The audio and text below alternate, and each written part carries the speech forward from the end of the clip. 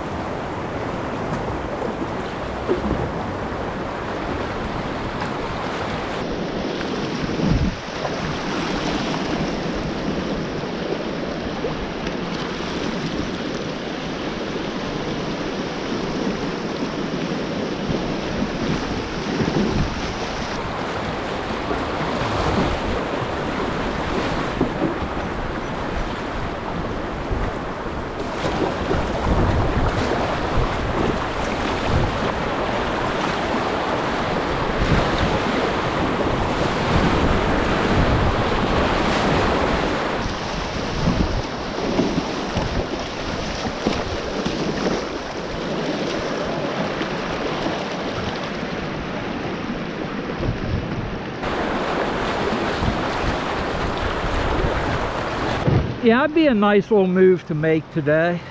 That's what I just did. Yeah. Well, oh yeah. Yeah, it's more extreme and well, it's smaller and more technical. But if you wanted to practice, you know, the boat angles and stuff to come back when it's bigger and pushier, yeah, now's a good day. Cool. Yeah, so good. turn off the camera. Great coaching. Yeah. He was going down, it was like 10 foot. Rode through, what is it, 100-yard dash? Yeah. There, Yeah. and got through it, and it sucked him back in, flooded his boat, and the only way he was able to get out of it was to surf. 100-yard dash is way to the right of that. Yeah, but Unless he cut out. Well, everything's underwater at that point, so he probably cut off halfway early, you know, going more towards Whitehorse. I'll come back up. Because, yeah, Cogler's hole's right next to Whitehorse. He probably, he somehow probably with the high current like that. This is my second year. Oh. For the last 2 years, Yeah. it has been the second lowest on record, and then we've got this year. So I have never actually been able to, other than in the preseason when I did it once, April. surf Cogler's hole. Oh, okay. Or the route that runs over Cogler's hole Yeah. doesn't even run right now. Right, You right. know, so I Yeah. seen it, haven't played in it. Nothing. It's fun. I went over a few times when I was first starting out at low water, because you have a double drop on there. Yeah. And, yeah. you know, it helped me a lot when I was still training for Whitehorse, you know, and then 100-yard dash was pretty easy at that level. But, yeah, last April we had a lot of water in April down here. Yeah. Like that was some good 8 Really, feet. the season was like 6 foot.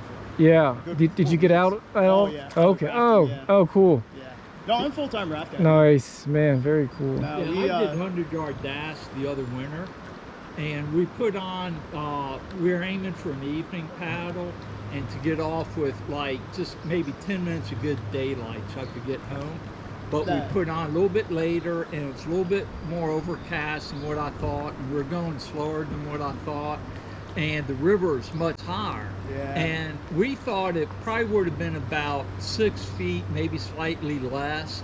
And at that level, I still know the entrance to 100-yard dash well, but it was higher. And when I got up to it, the rock on the left had a horizon line to it, but to the right of it, there's the big wave train.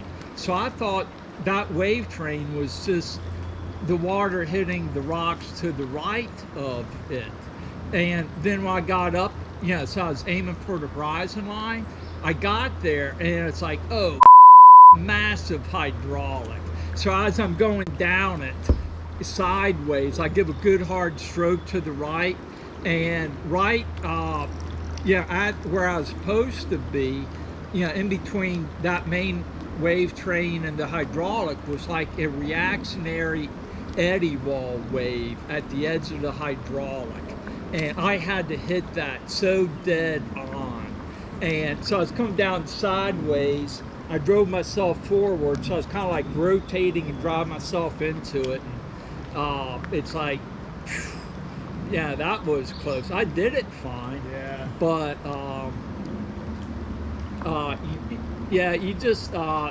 I just wouldn't have liked to have been in that hydraulic. Understandable. Yeah. It was probably 8 feet or something. Yeah. So real quick, Cogler's Hole, because I've never seen Cogler's Hole actually, the run over top of it. Okay. Cogler's Hole is the whole rapid, including the surf? Yeah. Okay. I think it's Well, it depends who you talk to, because that's the thing. I mean, it's just that wave. I don't know of any other name, because I said 100-yard dash, but you're right, that's over to the left of it. Yeah, 100-yard dash is a little farther right. It's basically like probably maybe 20 feet at most from Whitehorse going towards the center. And you can see it because that from Whitehorse down to Bass Rock is one river wide ledge, and it's the remainder of the first part of the Potomac water gap between Blue Ridge Mountain, we're going through there, and the second one's down there at Weaverton. But anyways, you can see Whitehorse is like the most intense, like the most gradients right there, and then as you go, that Cogler's Hole is a little less, and then less with 100-yard dash, because it slants down a little bit. But as the water picks up, 100-yard dash actually picks up to where it can be higher than Whitehorse at like huge water. Whitehorse turns into a giant haystack, and it's really tough, but like 100-yard dash is huge. Like the bigger it gets, the more fun it gets. And Bass Rock is, just like that plunge, but it's really one long ledge, and that's what's so cool. That's why it's all like, and you can see it coming on the Sand Hill Bridge. It really just like a big line right there. That's awesome. But Cogler's Hole, you'll see a lot of the rafts I've seen, they surf there. Like you see them, they pull up right there close to Whitehorse, and they dip the front down. The kids start having a good time, laughing and stuff, because it sinks it in. Then they push out. But yeah, like I ran it real low because they hit both drops that way. But then when it's really in play, then it really is one continuous kind of, you don't feel the first kind of drop. It's just like a lot of water. You get that huge plunge where it's just recirculating over and over. And I think Cogler's Hole is just called that. It's at the end of the small little channel to the right of the rock on the right of Whitehorse at the bottom. Right. And it's steep, and Jeff used to just surf in there, and I guess he owned it. Oh, he still does. Oh, is that how he got the name? I figured it was like a local legend status thing. No, Jeff has been around for like 50, he's like 60 years, 55, something like that. He still works at River Riders. Oh, cool. Yeah. He probably got his start with Mike Moore's early crew in the late 90s. Yeah. So that would probably be like 26 years ago. Wow, that's pretty cool. I thought that was some small animal running out behind you. I was about to, oh man. He almost got it too. There was some kind of cicada or something.